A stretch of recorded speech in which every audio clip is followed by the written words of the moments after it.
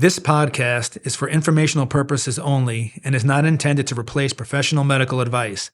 The views expressed in this podcast may not reflect the views of the Village Network.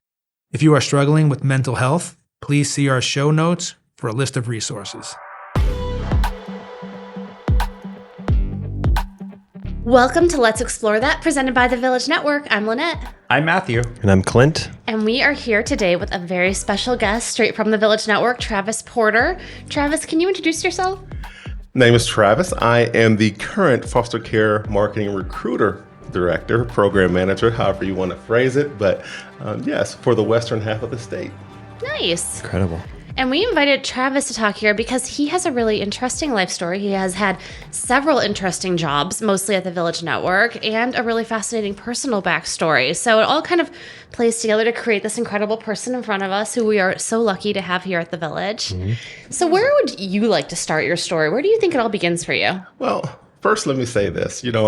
As a social worker, it's very hard to have these interviews when you're talking about yourself. So because you're so used to serving others and helping others and being about others. So definitely ready to talk about myself a little bit, but also keeping in mind that, that's been my life's journey, is to help others and, give back. So we can start at the beginning. We can start at the beginning of time, beginning of my life, wherever you want to start. It's like writing a college admissions essay, right? When they're like, tell us about a challenge in your life. What am I supposed to tell you? Yes. Now, yes, so while the earth was cooling, what were you doing? Be informed and out of, just from the start, I think my whole family background has been about social work. My mother and father, I'll say this up top, I have some biases. I think I come from the greatest parents in the world. My mother and father have both passed away, but I was born into a house where my mom took in foster care kids from birth. I'm one of 13 siblings. She's had 7 and adopted 6. But she ran a home where at first it was just a normal foster home, and then we moved into a bigger house into the suburbs, and it became more of a group home. So at times we had up to 20 people in our house at a time. And that went on for years, all throughout my high school career. Okay, so, where did you grow up? Actually, not far from the village.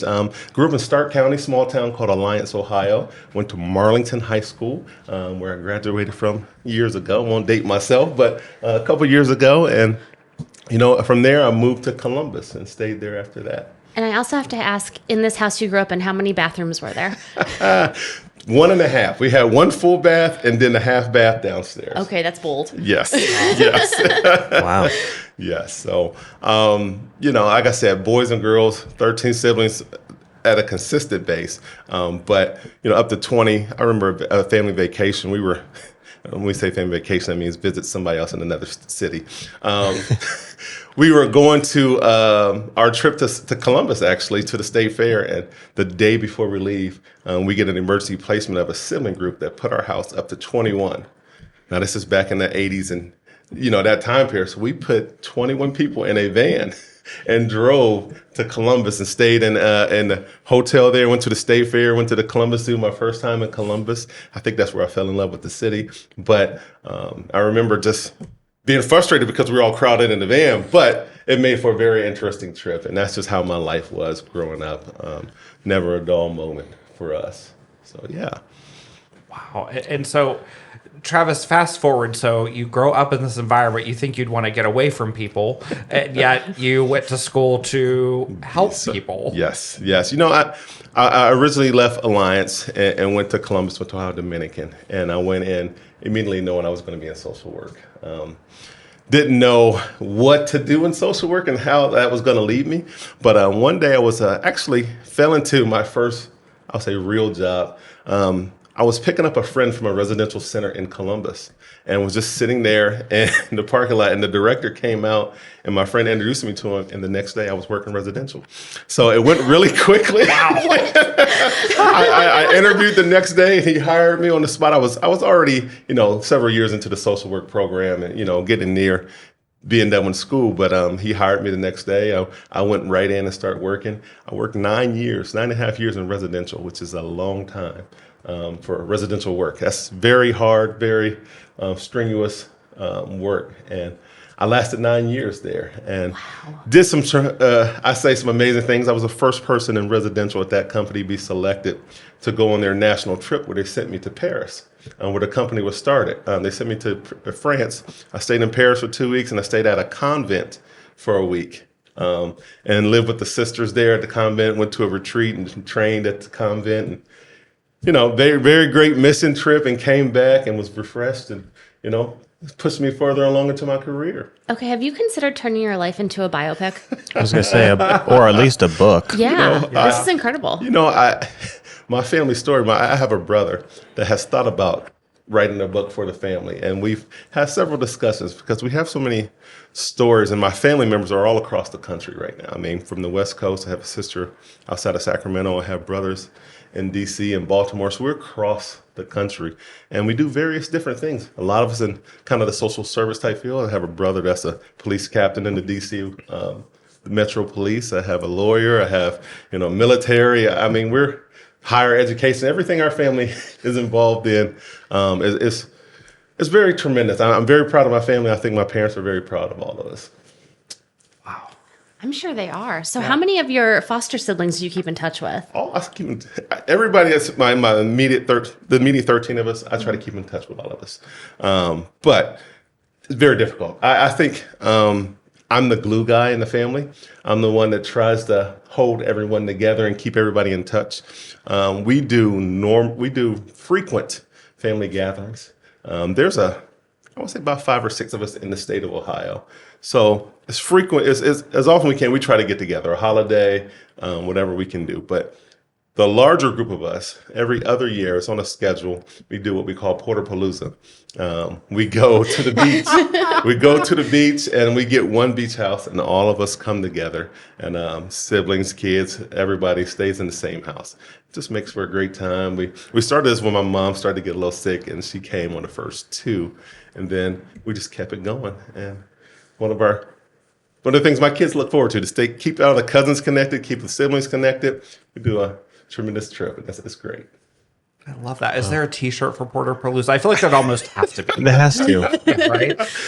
We haven't done that yet, but we do family pictures every time we're there. I don't have a T-shirt labeled Porter-Palooza, but our group chat is called Porter-Palooza. Oh my God, Love I it. love that. Yeah. Now, do you Love have you have enough branches of the family that you need name tags now? Or What's crazy? I have a brother that keeps track of everyone's birthdays.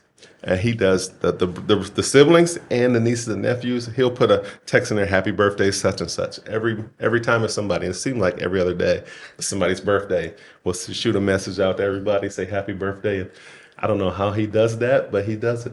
That is so sweet. I love that. Yeah. I want a family like that. I know. Can you adopt us? More than welcome to come join the family. Just come to the next reunion. The next placement happens. Can I be placed at your house? Yes. But the key is you have to do it the day they're going to leave. You need to get placed in the day they're going to leave for the beach. I will crowd myself in the van gladly. One thing I do remember, my parents won Stark County Parents of the Year for being foster parents. I forget the year, it was mid to late 90s, but so I have That's that awesome. plaque in our house still. That sounds very well deserved. Yeah. So that's why I say I got some biases. You do, but I think they're good ones. Absolutely. Absolutely, yeah. You genuinely sound like you have the best parents ever.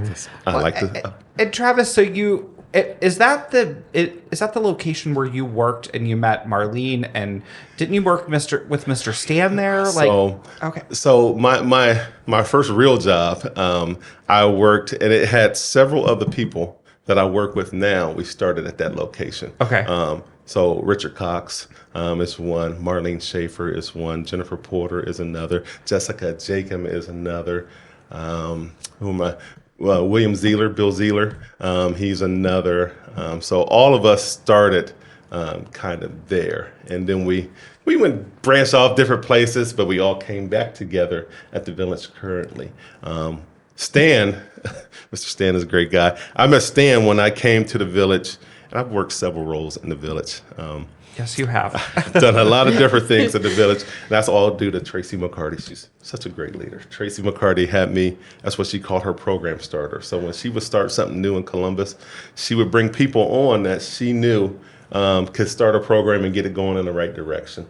So several of the new things that she did down there, I was one of the people in those programs that helped get it started. But Stan and I started in the reception center together, working together and building up the ERP program in the reception center, and just created a bond at that time. In the reception center, we don't have anymore. No. But can you tell people what a reception center is? Because I think it's the coolest. I think it was a cool program. Do you guys know what it is? I have no idea. Okay. So the reception center, we actually just changed it a year ago. But it was a program, it was a court diversion program where we had youth come into there and kind of we put them through the process of getting them ready for court, getting them situated. We do everything that kind of the juvenile detention center would do, but we did it there in a less restrictive area. A little bit less threatening. Yes, to give some kids a chance that may have a smaller offense, maybe be a first-time offense, but just give them a chance to have a different route than being locked up. Sometimes kids, just need a second opportunity or an opportunity to learn, and maybe they didn't have that before. I know we always go by kids do better if they can here, and we were trying to help them be able to do better. So we give them an option. We take them to court. We drive them to court. We would say, hey, you go through this. You can go ahead and take the court sentence, or you can work with us for this set amount of time and kind of get some of those court things expunged or removed, or have a different route than being in the system. So that's what we did at the reception center. And when you think about that work, I mean, you and Mr. Stan remind me a lot of each other because you both have a passion for what you do, and you're boots on the ground every day. Although now in your marketing role, maybe you're a little less boots on the ground. But I mean, when you think about the number of lives that you've touched, I mean, what does that mean to you? This is something I learned. I say growing up. It was something that I learned actually in church. One person can change the world, but how do you do that? One person changes a neighborhood. One neighborhood changes a city. One city changes a state. One state changes the country. One country changes the world. So that's how I've looked at my impact. Try to just reach one person. Try to get to anybody you can. Touch as many people as you can. You never know which one is going to stick or who you're going to be really effective with. And I think over time I've made some great relationships. We're all about relationships here at the Village. But those relationships have helped me impact and helped me give back in the way I've wanted to. I want to learn a little bit more about your mom and dad. Yeah. And I don't know, what are the things, what is some of their history and how they got into foster care? Because that's obviously something that really shaped who you've become, and I assume there are 6 kids who would not have had a family had it not been for your parents. Well, I mean, that's a stretch, right, probably, but you know what I'm trying to get at. There's so many kids that don't have families, and for my mom to take in foster care kids, I thought it was, it's one of those things that it's kind of a calling, whether it's, you want to say it's spiritual, whether you want to say it's just what you're meant to do, is destiny. I think that's what she was meant to do, is work with kids, whether she was taking in foster care kids, working in the community, babysitting. Even after she retired from foster care, she continued to babysit. $5 a day she would charge. I thought that was crazy, but she would charge $5 a day because she didn't want to price people out of the game and not be able to help some young mothers that needed help. But actually, I had several aunts. My mom and she had 2 other sisters that did foster care while we were growing up. So not sure what in her mind she said foster care was it, but my grandmother always told me my mom wanted to have 12 kids. However, she was going to get to that number, she was going to do it. So that I knew from right away she loved kids, and fostering was what she wanted to do, and taking in foster care kids seemed to be what fulfilled her passion, her why in life. So she just kind of stayed in it as long as she could. Mm-hmm. And like I said, when she retired from foster care, started to babysit. I won't say a sibling, but I have a kid that my mom babysit for a while, playing in the NFL right now. So it's been some connections that's come through our house. That's cool. In the city of Alliance. And like I said, most of my siblings are doing very well in life and learn a lot of life lessons growing up. What was that like in your house? Like, did you ever feel like you didn't get the attention that you needed or wanted, or, you know, I don't know. Like I was one of two. So, So you guys mentioned I should write a book. This is where I think the book should be. A lot of people talk about the foster kid experience, but who talks about the bio kid experience and what it was like taking different kids into your friend group every day, into your school every week? It would change frequently. I think for me, I really, my parents gave me enough love, gave me enough attention. I was fortunate enough to do well in school, fortunate enough to do well in athletics in high school and growing up, to where I felt like I always had a light shined on me, whether it was by my parents or the community or whatever. But my parents did their best to give everybody equal attention. And when they couldn't do it, we had a support system that would help them out. Like I said, a grandmother, an aunt, an uncle, and just the other siblings in the house. We all supported each other. Well, and I think one of the things that I noticed early on in my time at the Village is you're definitely a mover and a shaker. And now that I've heard more of your backstory, you know, I think back to the year that you got every one of the foster kids a bike in Columbus. And, you know, did that come from the driving of watching your parents and what those foster kids needed or lacked? I mean, now that I'm starting to connect the dots in my head, I'm like, oh, I know more. You know, I never want to see people go without. And like you said, I knew what it's like for 6 of us to be going off riding bikes and one not have one or not have something that was needed. So connecting people, looking for resources and getting things that, in my former role as foster care supervisor, program manager, getting those resources that those kids can get the bikes and enjoy those, that was very important to me. I'm always on the side of getting kids and the foster parents everything I can get them.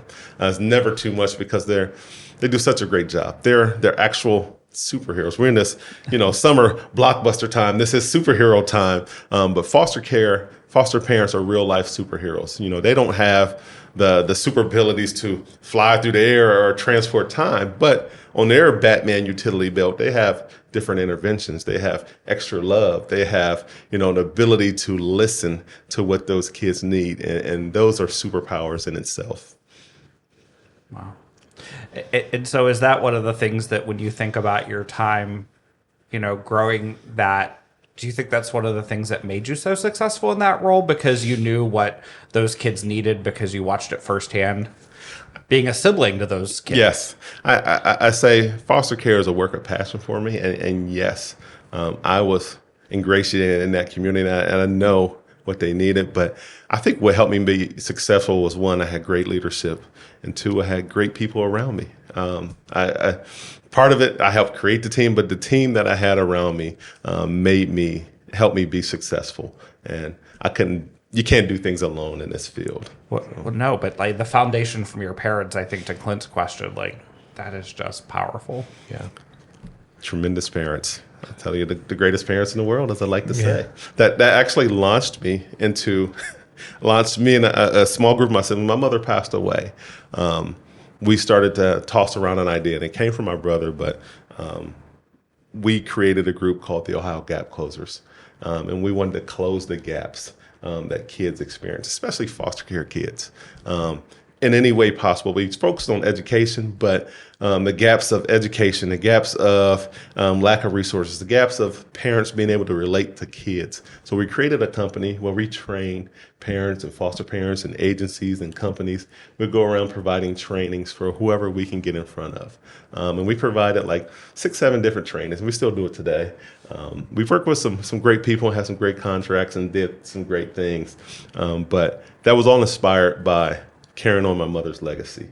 And, several of my siblings are involved in that company. We try to make it a family thing. We brung in 2 outside people, but we call them family. They're part of the Porter clan now. But that's just something that is a passion of ours, is giving back and helping and closing gaps wherever we can do it. And like I said, foster care was always the focus at first, but it just kind of expanded and just to helping kids in general. So tell me about the trainings. What do those focus on?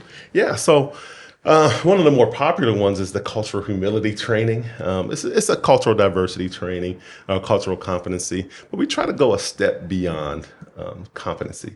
Everybody can get online and say, I did this 1 hour training and listen to this, and now I'm confident in this other culture or ethnicity or group. But being able to take it a step farther, being able to put yourself in someone's shoes, be other person oriented, gives you the ability to understand a little more and be a little bit more empathic about people. So that's one of the more popular ones. But we do a bullying course. We do a course on knowing your, rights and rules and regulations of education. I have a brother that's a principal, so he kind of leads that one. Kind of coded words that maybe people use in school settings or in community settings that may have different meanings and different ways to look at them that some people may not know. You might go into a meeting with your kid and you're in an IEP meeting and they use some words that maybe you're just not picking up on. And we try to give some of those different meetings. And then we have a roadmap to college where my sister will lay out from kind of like middle school through high school what you should be doing in each level to get to the next level of education. So that's different things, helping communicate with kids. I kind of talk about listening skills. I talk about, regulation. That is really cool. And I imagine I can see how that would help close the gap just in being able to teach people what you already do so well, which is know how to relate to people in a lot of different circumstances. Yes, those relation skills, those skills, the ability to help those kids. We had a statistic, and this was a couple years back, but I'm pretty sure it's still accurate, but foster care kids graduate almost at a 50% lower rate than kids that are not in the system. So we wanted to address that. We wanted to make sure that we try to provide ways to improve that. Just being kids that are transient, always moving around, their transcripts get lost, they get behind, they sit at home while they're waiting to get enrolled into a new school. So trying to eliminate some of those barriers, trying to help with the communication process, advocating for some of these young people, it's just very important to us. And that graduating high school piece is so important. I love that the Village last year we were at 98%, the year before 100%. I mean, that is just those kids, like so many will come in and say, I'm not going to finish school. And then we show them that not only can you, but you did. And yes, I think that support, just believing in them. I mean, because again, your parents believed in you, our parents believed in I think that all of us at this table had parents that believed in us, right, and that helped us get over the finish line. But these kids don't have that. Having somebody believe in you is a big thing. And the Village Network does a great job of supporting kids through transitions, through when they get close to graduation, giving them those living life skills and an ability to transfer either to college or to a trade or to just being successful in the community. The Village does a great job of that. Foster care around our company does a great job of that. One of the things I always tell my foster parents when I'm out recruiting now is the Village wants to be large enough to grow you, but small enough to know you. So we want to get intimate with all of our foster parents and give them the support that they need to make these kids successful. And that sometimes that's extra visits, extra clinical work, extra support, or sometimes that's just helping them refer to colleges. Hey, this school over here accepts foster care kids. They want to be known as the school that's leading the state in accepting foster care kids in. This school over here is free or whatever it may be. But the Village is large enough to grow you, but small enough to know you and help you through all those transitions. Love that. So what are one of the secret coded words you could tell us that kids are using these days? Does anyone else have that question? I already have given up on the idea that I'm going to understand anyone under the age of 25. Yeah. So, okay. But I am kind of curious. Yeah. I'm trying to think. So that training is led by my brother, that's the principal, but he talks about just different educational words. And I'm drawing a blank on the most popular one, but we just did this maybe 6 months ago, and I can't think at the moment. I'm sorry. Okay, I put you on the spot. Yeah. You If weren't it there. comes to you, we're curious. It'll come back. It'll come back to me. Email us, please. I will. I got a whole list. I'll email you the list of coded words that we frequently use. And then we ask the training, the crowd, like, hey, what's something that you heard that you may not know? Mm-hmm. And we'll try to do our best to decipher, hey, the teacher's meaning this, or or at-risk Well, kids or troubled kids. What does that mean to you? What are they saying about your young man or young woman? I actually just learned something about this with relation to foster care, which was that the term special needs as it relates to foster kids doesn't necessarily mean a kid with an intellectual or academic disability. It could mean a kid who is maybe a little older, or a kid who has to be placed with a sibling, or a kid who just has any kind of special circumstances. Whereas I've always thought special needs meant something different. Always in the academics. Yeah. Interesting. I know foster care and social work in general is full of acronyms. So there's always something that we're using that people outside or may have a different meaning in the business world, but here it means something completely different. So always ask when you're doing social work. Lynette and I are very good at that in meetings. We're like, now what is that? Yes. So having been like involved in the foster care system ever since you were a kid, what are the things that you've seen change in the system, and now you're involved in it from a placement and recruiting, and what is that like? And then what do you see, like, what are the threats or outlooks or whatever for the next like 5 or 6 years that you can see from foster care? And it obviously is different across the nation in different communities, but on average. I'll say that what have I seen change? I think it's definitely become more regulated or more supervised or more closely monitored. Is that good or bad? In a good way. In a good way. I'm sure there's some bad things, but in a good way where families and kids and people are now having more, I don't want to say regulations, but more guidelines as to what supervision look like, or more training into how to be more effective with the kids. Sometimes growing up, you would see people get into foster care for the wrong reasons and kind of just take kids in and not really provide the interaction, the supervision, the care that some people needed. But I think, especially here at the Village, we provide step-by-step processes and guidelines and ways to be effective and show love and care for all the kids we have. Like a higher level of accountability. Higher level of accountability, definitely. And then you said kind of pushing things forward. What is that? Right. What do you see, or what are the things that, like, is there going to be an influx in the foster care system for any reasons that you can see, or like what's the, what are the things that are contributing, or just like what is that, and then what's that going to look like for businesses like the Village? So foster care, excuse me, foster care in general is going to continue to grow. Foster care is where I think a lot of networks or a lot of agencies like ourselves are going to continue to thrive, because we're able to adapt to what kind of society is pushing people towards. Nobody wants to see kids locked up. Nobody wants to see kids in restrictive atmospheres. I know in the 80s and 90s, there was more residential centers and more places of higher restrictions. But now we want to get kids closer to home-like settings. We want to keep kids in their communities. So we're trying to grow these number of foster care homes, because the great need is that's where the children's services or the providers are pushing us.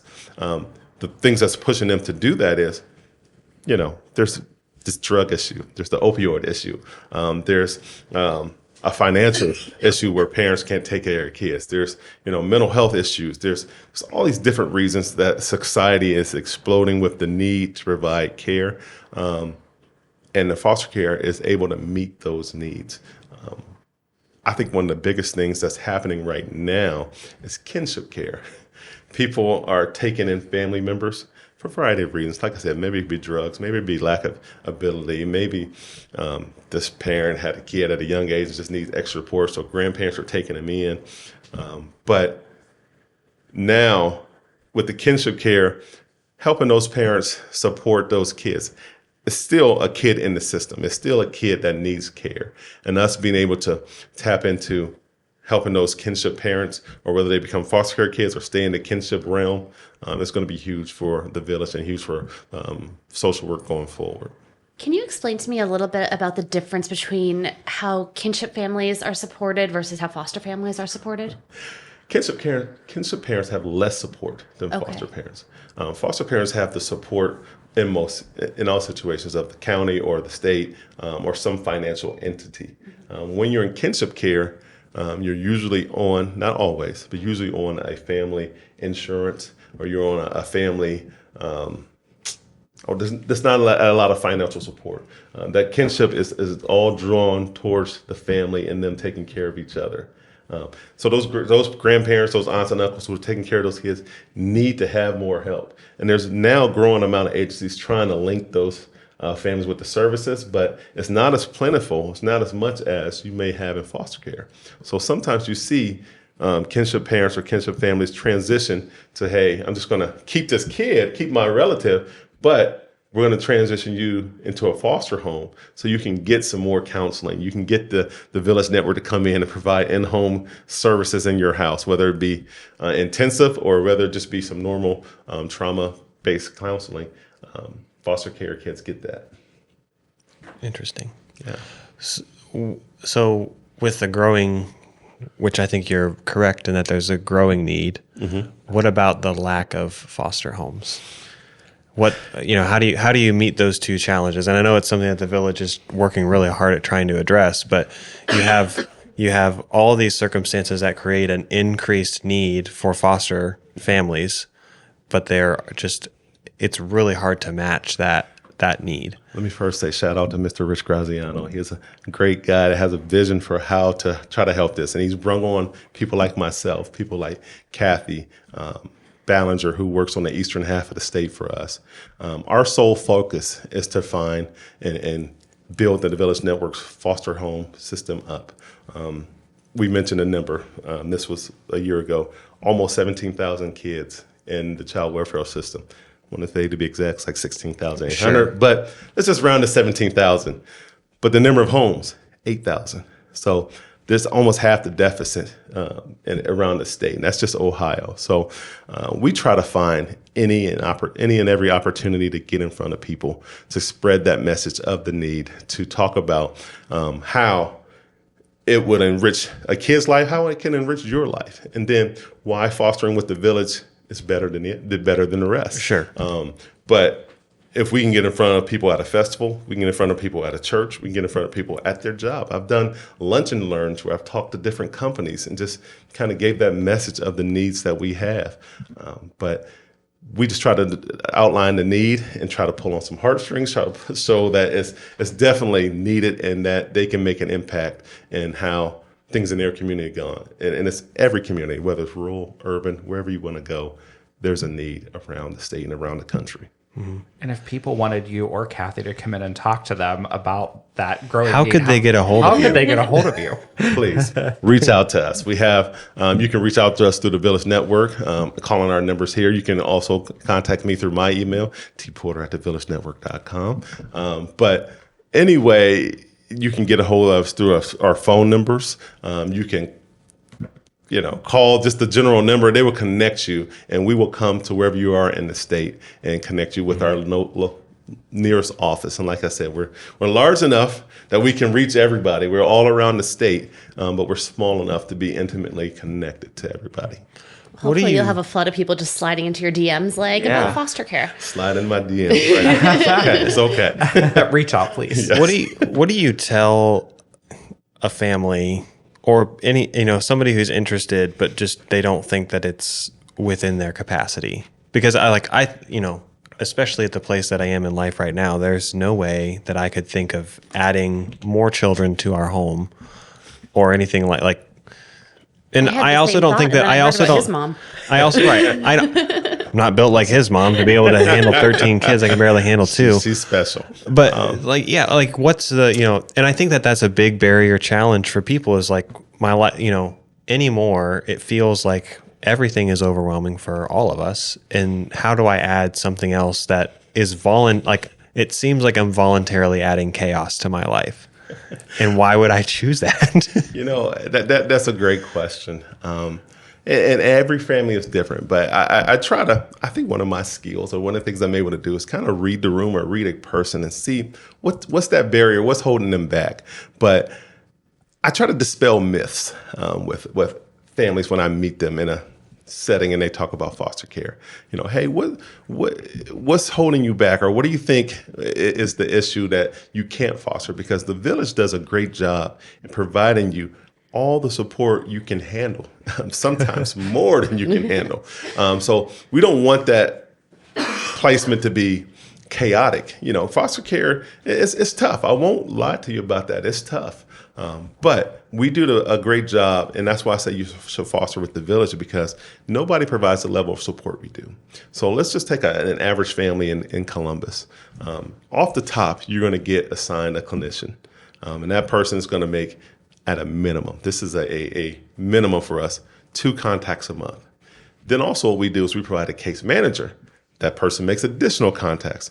Then on the backup of that, we have a 24-hour hotline or phone line you can call for anytime support, whether you just need somebody to talk to, vent to, debrief with, or there's a crisis going on in your home. And then when there's a crisis, you get interventions over the phone, but then we also have situations like in Franklin County and Columbus where we have the wonderful Mr. Stan who can come out on the spot. So and this happens in other areas also. In our central region, I see our supervisors, our leaders. I've seen Mr. Ray go out in person. I know in Knox, they have Sheena goes out. In Mansfield, they have Miss Andy go out. Andrea, I call her Miss Andy, sorry. But everybody's willing to go above and beyond at the village to make sure you're not on an island. So in the downtime, in the normal time, we also provide what we call advocacy meetings, where you're in a group, whether it's virtual or in person, we do a mix of both. But you get to learn from the other experts, and the experts are the other foster parents. So ask a question. Hey, how do you handle a kid not wanting to go to school? Or, hey, how do you handle transitioning a kid to a new school and getting them enrolled? So learn from the other people, and we just let them run that meeting and kind of help each other. So those are benefits I think we have that we provide that other people don't, to make things less chaotic and to provide the support and not let you feel alone. So no matter your age, whether you're young or old, we're going to be here to help walk you through everything we can and not leave you alone.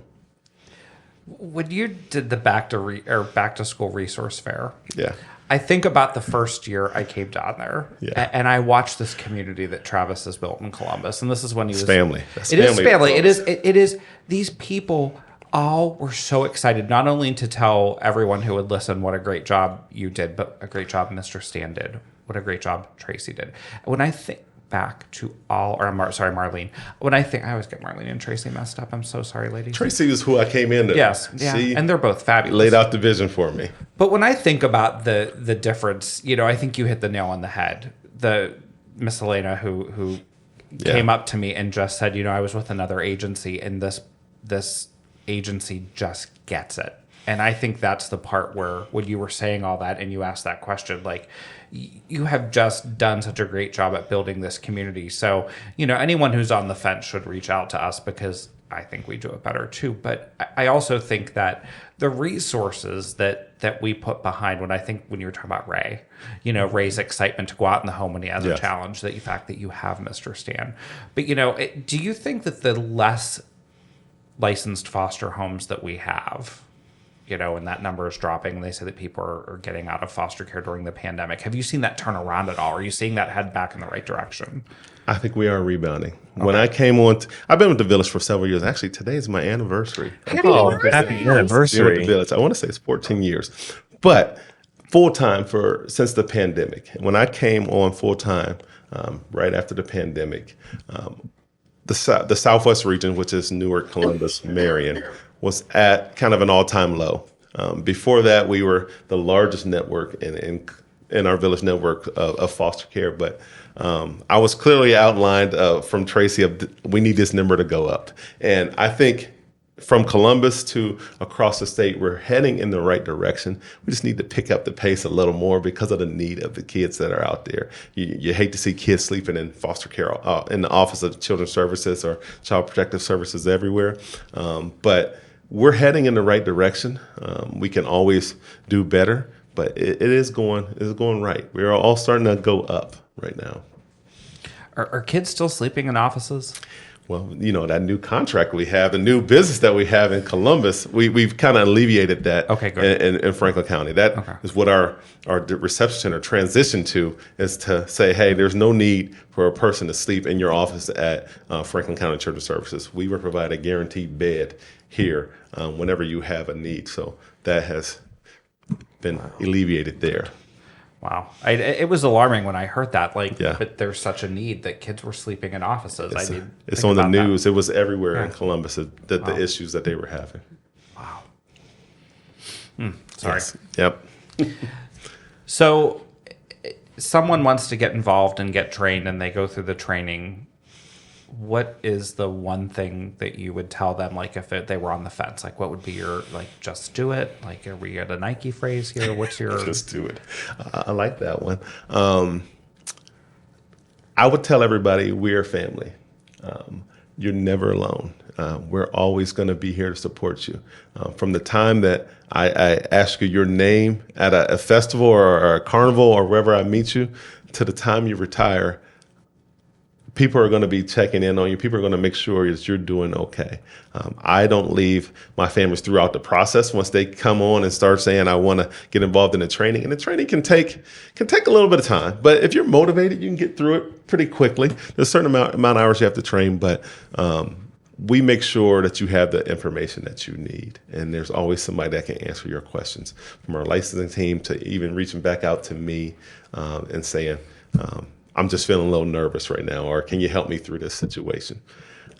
I think I do a good job at listening, and I try to make sure, that's what we're doing. I always say God gave us 2 ears, 1 mouth. Listen twice as much as you talk. So do that for all the families, and I think they can be okay.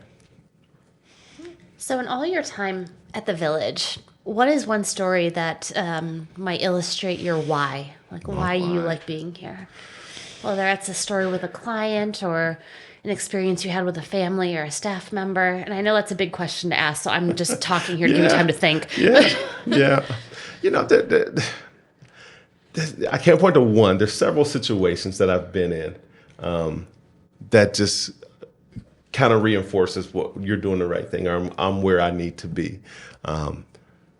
The situation with the foster parent, Miss Helena, you talked about, just bringing her on. She was a transfer from another network, another agency, and just getting her in our fold, getting her house full, and helping her understand that we are different than those other agencies and where she came from. And hearing her write an email, write a letter, or tell Matthew some of the things, those are all unprompted. I didn't coach her or anybody through that. And I know we've gotten several emails or letters that's gone to our CEO and gone to different people in the company to say that they felt the support and things that we provided at the time when I was foster care supervisor. I recently at a gas station, I'm pumping gas, and I hear somebody say, Mr. Travis. And I turn around, it's a kid I worked with maybe 10 years ago. And he recognized me.